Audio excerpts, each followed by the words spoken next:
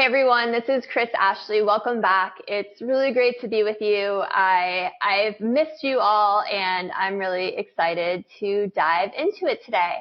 So today I wanted to cover a topic that I've noticed a lot of people ask me, and that is, how do we cope with the idea that we create our own reality?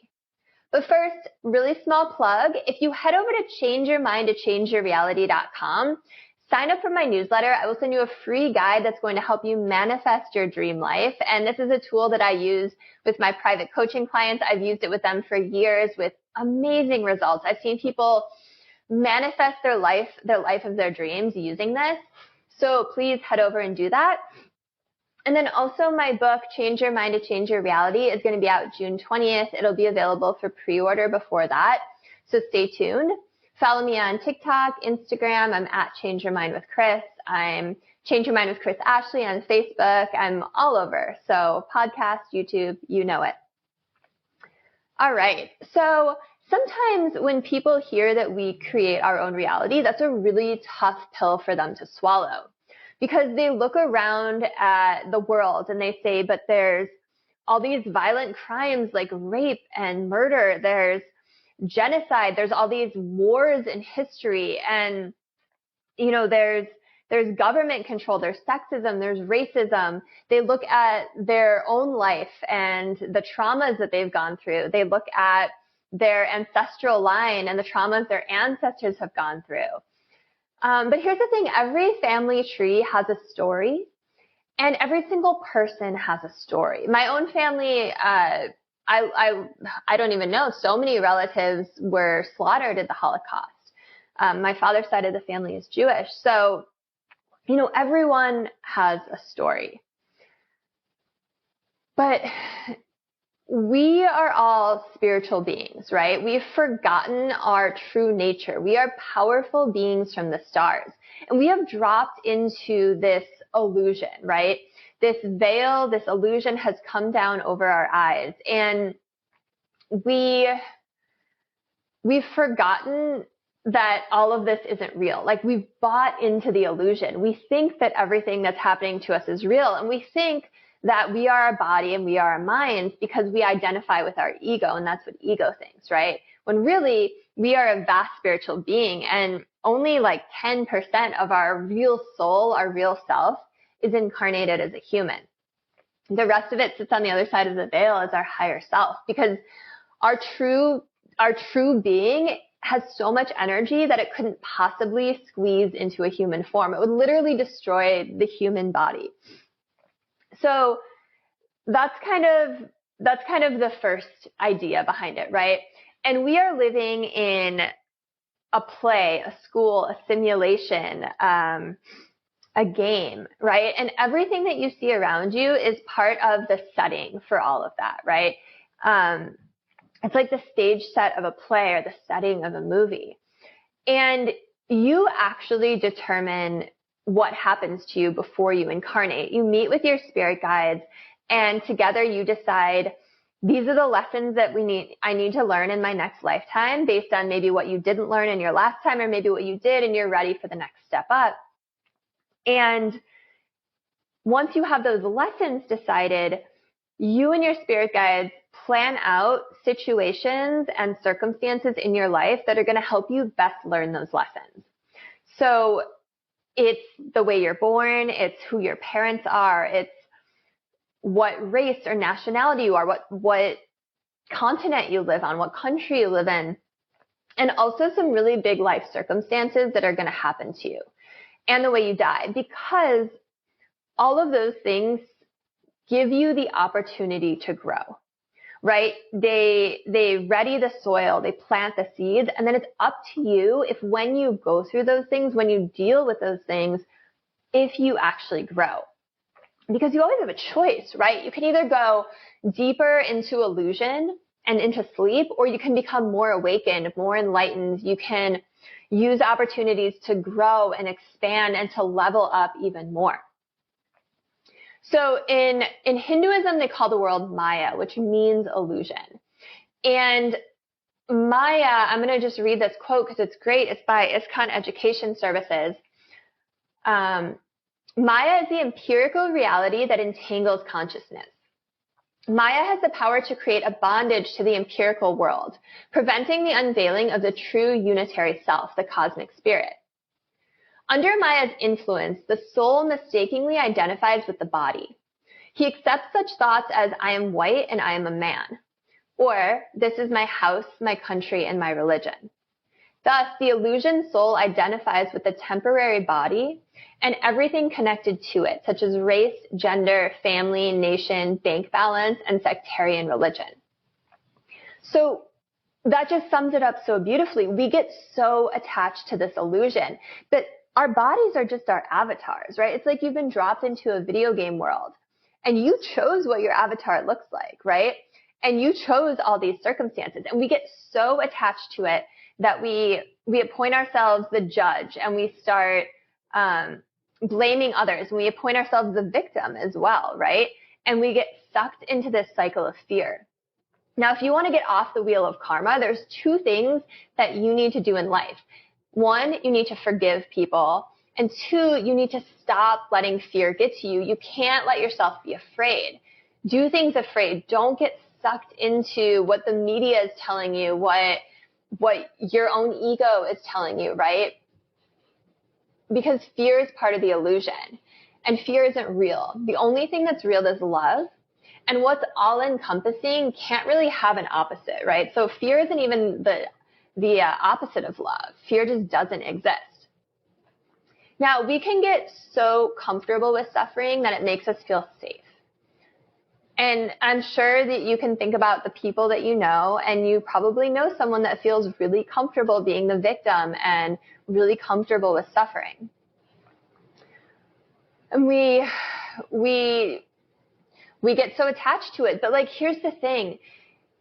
You are pure love, and you come from source, and there is no judgment there. It is pure unconditional love and creative energy. There are so many people who have had near-death experiences who have crossed the veil and come back and said that they weren't judged for a single thing they did during their lifetime. It was all just pure unconditional love and understanding. It's this parent love, right? That their child could do no wrong. That's how source feels, or God, or life force energy, or whatever you want to call it. Now, you can look out into the world and find a million excuses, a million reasons to be angry, and you could find something because there's always things out there that will trigger you, right? That can make you angry, make you want to fight. But you always have a choice. Now, I've also heard ego say things like, it's easy to believe all of this from a place of privilege. But here's the thing, there is no one race, nationality, group of people, social class, anything like that, that is more powerful or less powerful. Okay, we are on an even playing field. Everyone has the power to manifest their dream life. There's no one group of people that can manifest better. It's just what these people have been taught, right? And lucky for you, you're watching this video and you're probably watching other videos like it from other teachers saying the same thing, right? You are a powerful creator. Now, quantum physics, as well as a multitude of cultures all around the world, tell us that we are all connected and that we are all one. And there's this invisible energy field. And what one person does on one side of the planet deeply affects what someone else on the other side of it does. And this is called entanglement in quantum physics. And this field is called everything from the Great Hologram to the Cosmic Canvas coined by Greg Braden, the quantum field of consciousness, and there's many other names for it.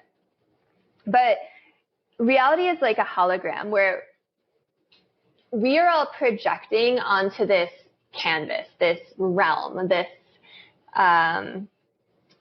field, right? Humanity together is projecting onto it, and then we get shown back to us in real time, in the real world, what we're all thinking and feeling.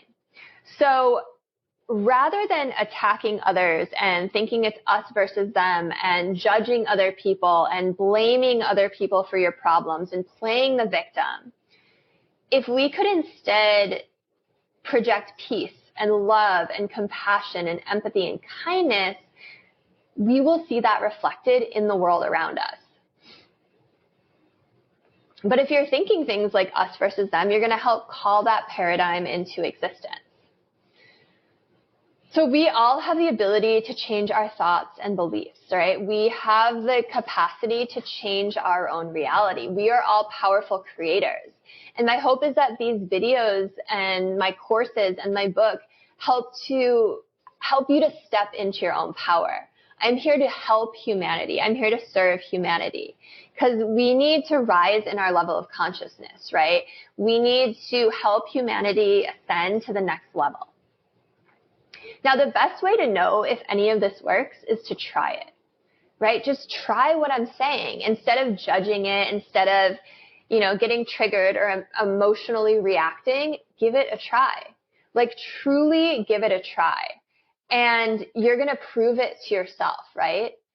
It's about not just believing what other people tell you, but actually try things and see if they work for you. Make up your own mind about things. And, a lot of times because of fear, we kind of don't want to try new things, right? Or we think we're the cynic, or we think we're the realist. But these are all names for ego too, right? Sorry, my puppy in the background. Ego is the voice of the realist, the cynic. That voice that tries to convince you that you can't have all of these things, that you're not powerful, that you're just a body and you're just a mind. Now, if you can imagine another reality, it exists. And there are countless realities going on all the time. Just look at any two opposing groups in the world, both adamantly insisting their way is the right way and everyone else's way is wrong. And there can even be next door neighbors who seem to live in different realities. So if you can think it, feel it, align yourself with it, vibrate at that frequency, see yourself living inside that life, then that reality will become yours. There's not a doubt to it. That is how the universe that we live in works.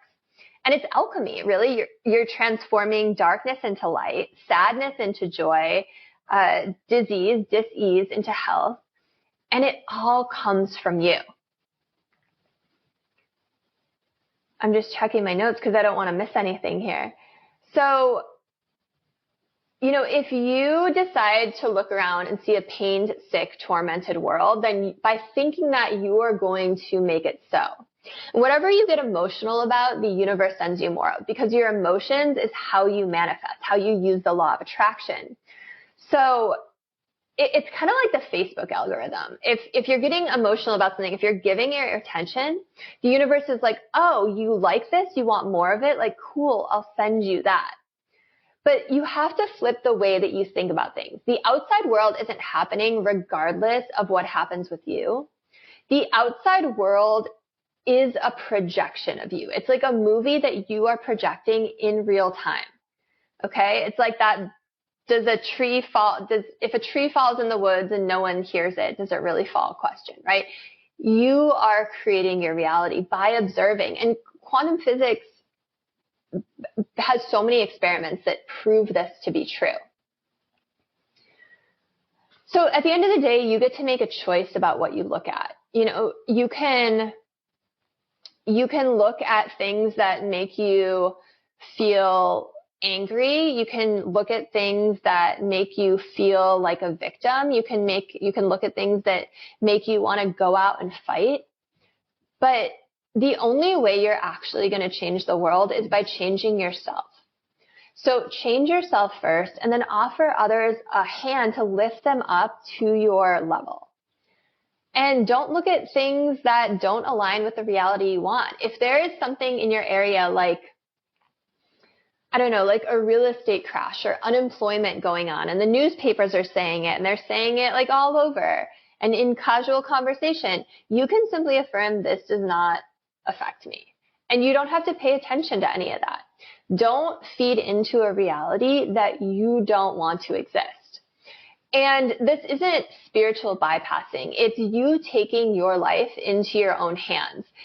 You are taking the power away from external forces and you are putting the power back into your own hands. So I hope you can feel empowered rather than defensive at the idea that you create your own reality. I'll see you next time. Don't forget to like this, share it, give it 5 stars. Thank you all so much. Have a beautiful day.